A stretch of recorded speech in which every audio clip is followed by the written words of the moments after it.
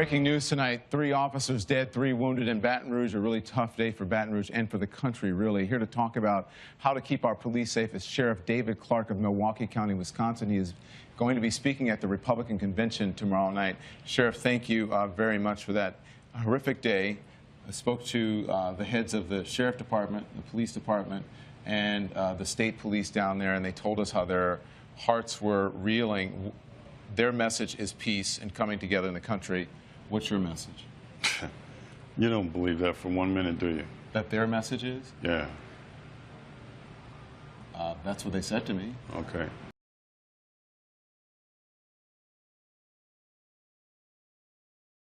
I asked you if what's your message to the people. Their message is one of peace. What is your message? My message has been clear from day one 2 years ago. This anti-cop sentiment from this hateful ideology called Black Lives Matter has fueled this rage against the American police officer.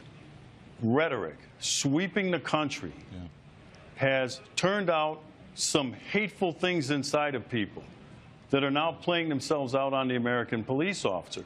I want to know, with all of the black-on-black violence in the United States of America, by the way, when the tragedies happened in Louisiana and Minnesota, do you know that 21 black people were murdered across the United States? Was there any reporting on that? Was there any reporting on that? Sheriff, please, let's just keep the volume down here.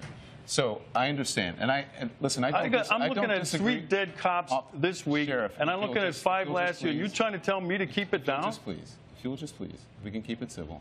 So, because the message to people at home, I'm sure you want, is one of civility. I wish, Don, I wish you had that message of civility. I would like to have a conversation toward this hateful ideology, these purveyors of hate. You don't know what my message is. That's what I want to say to you is, these people preach vile and virtue in the name of hate. But it sounds like to me is that you're accusing me of violence and supporting something, a narrative that I'm not necessarily in support of. And if that's what you're accusing me of violence, then you can leave. That's not true. I don't support violence of any type against police officers, against anyone. So if you're accusing me of that, then you're welcome to leave. But if you want to have a conversation, I am more than willing to welcome a conversation with you.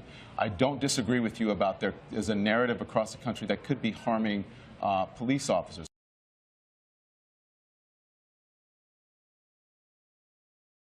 But we don't know right now, as someone who's in law enforcement, if that was the actual cause of it.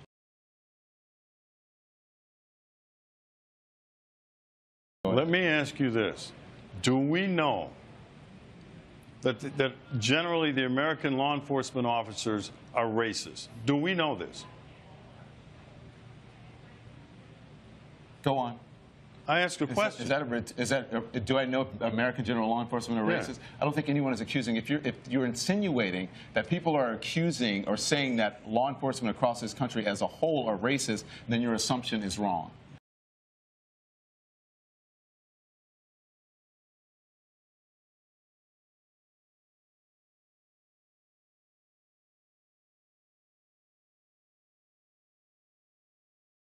Do I know American general law enforcement are racist? I don't think anyone is accusing. If you're insinuating that people are accusing or saying that law enforcement across this country as a whole are racist, then your assumption is wrong.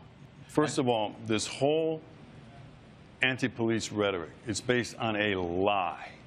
There is no data, and you know this. There is no data, there is no research that proves any of that nonsense. It's based on a lie. There is no data, and you know this.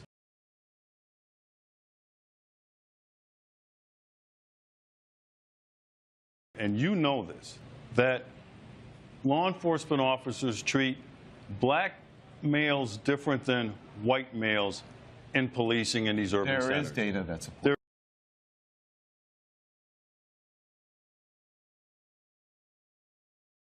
There is not data. No. The president spoke about it. Cedric Alexander, who is a law enforcement officer. The president has been lying about it.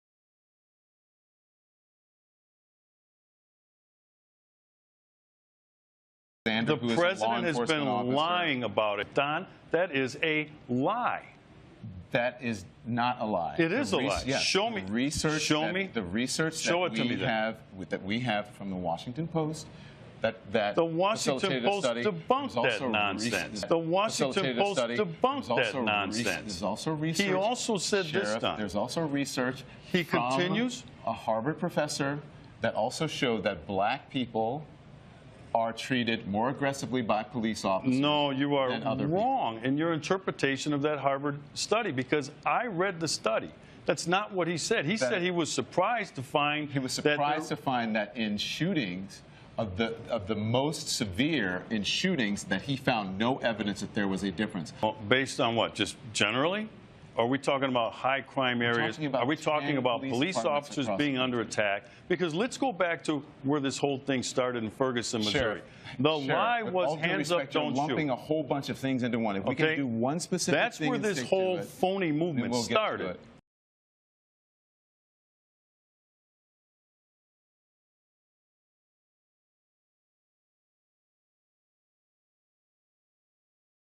One specific That's where this whole phony movement started.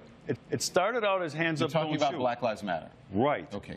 So if you want to, you would need to speak to someone who is a member of Black Lives Matter about whether they have perpetrated a fraud on the American people. That's up to Black Lives Matter. That's not me. I'm neither a member of Black Lives Matter. I'm neither a supporter. You condemn the anti-police rhetoric coming from this hateful ideology. As a journalist sitting here on television, I don't have to condemn anyone, anything.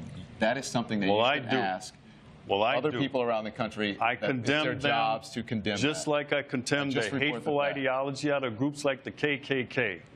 All right? I condemn it. There is no place in American discourse for that sort of vile, vitriolic hate coming out of this ideology. This has fueled and fan the flames of this anger toward the American police officer. There's only one group in America, one time, that truly cares about the lives of black people in these urban ghettos, and it's the American police officer who goes down there on a daily basis, puts their life on the line to protect who? Black people. So when you say we just want to have a conversation, let's have a conversation about the black-on-black crime, which kills more black males, which is more of a threat to any black male in the United States than a law enforcement officer. Sheriff, yes, that's a different conversation. Let's have a conversation about the black-on-black crime, which kills more black males, which is more of a threat to any black male in the United States than a law enforcement officer. Sheriff, yes, that's a different conversation. You're asking me what the Justice Department showed. The Justice Department showed that it exonerated Officer Darren Wilson, and that the hands up, don't shoot narrative was a false narrative. That has been reported by CNN and by others. And that was another phony report. What does that have to do? Debunked. And reported by CNN and by others. Was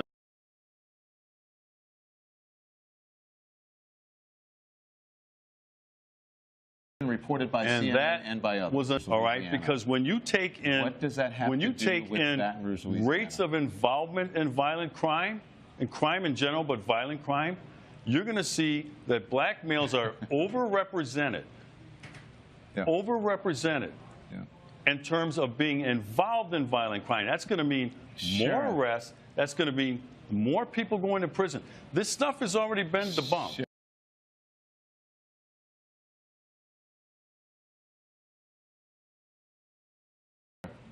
That's a different conversation. Every time you don't have a response to something I say, you say it's a different conversation. I don't have a response. That is not a conversation. Hateful ideology called Black Lives Matter. You said you're not a member. You can't be a member. It's not an organization. There's no structure. That's what you're talking about. It is an ideology, and it is a hateful ideology. I understand it's a very stressful time for you. These individuals. And Sheriff, we appreciate you coming on. They preach vile and vitriol in the name of virtue. Yeah, thank you, Sheriff. We appreciate it. We understand it's a very tough time for you. We'll be right back. You're looking like a man, you're talking like a baby. Dum dum dum. God knows I tried.